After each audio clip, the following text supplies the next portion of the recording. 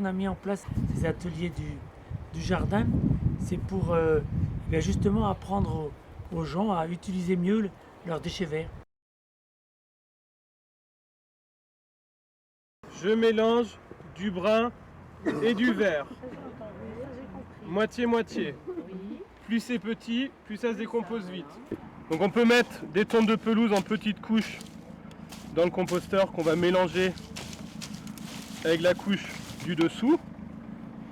On va pouvoir équilibrer le brun et le vert avec des petits branchages broyés. À chaque fois, on va mélanger, mettre en lien avec la couche précédente. Quand j'aurai un apport d'épluchures de légumes à faire, je vais faire un petit trou dans mon composteur, vider mes légumes, les épluchures, et recouvrir avec des matériaux. Comme ça, ce sera bien mis en contact avec l'humidité et il n'y aura pas de moucherons. Je prends du matériau, je serre dans ma main, d'accord ? Ça tient pas, vous voyez, ça repart en pio comme ça. Ça, c'est que c'est trop sec. Si ça se maintient comme ça, là, c'est qu'il y a le bon taux d'humidité. Si j'ai des gouttes d'eau qui s'écoulent, c'est que c'est trop humide.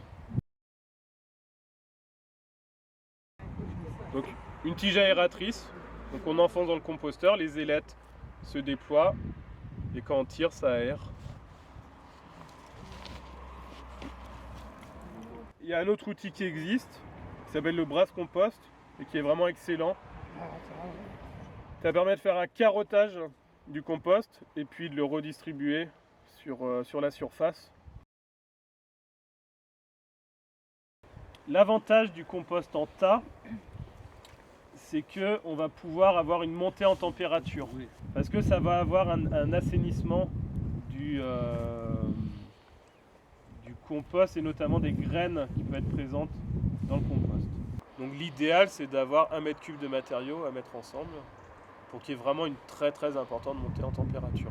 Pour bien assainir tout le tas, c'est de brasser au moins une fois. On va attendre une quinzaine de jours et là on va reprendre la fourche et rebrasser.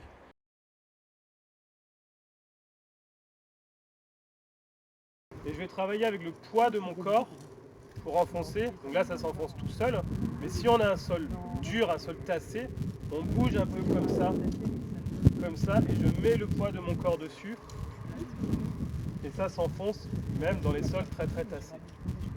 Ensuite je vais chercher simplement à aérer le sol, je ne cherche pas à retourner. Ah bah c'est super facile à enlever. Allez, au revoir. Salut.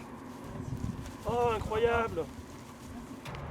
Les deux avantages de ces outils-là, c'est que ce sont des outils à dents qui permettent de facilement enlever les racines des plantes. D'accord ? Alors que dès qu'on bêche, on laisse les racines dans le sol. Si j'avais bêché, je l'aurais coupé et j'aurais bouturé le chien-dent. Je prends mon compost. Donc on met sur le dessus.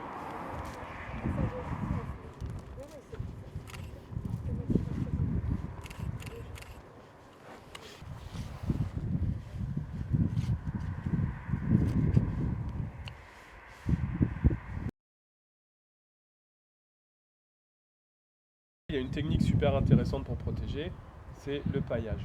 Ce type de choses peut être broyé à la maison sans difficulté.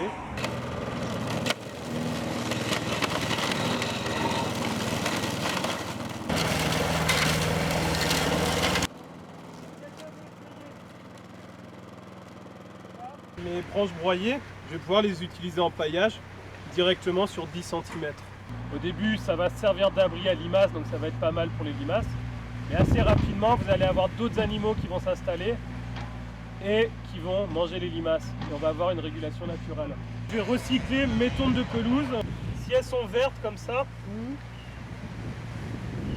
je vais mettre une couche qui ne va pas dépasser 2 cm. D'accord ? Parce qu'il va falloir qu'elle sèche.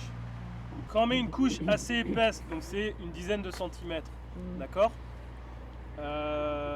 Ça va limiter la germination des graines en dessous, et même s'il y en a qui germent, elles vont devoir traverser cette couche avant d'arriver à la lumière et faire la photosynthèse.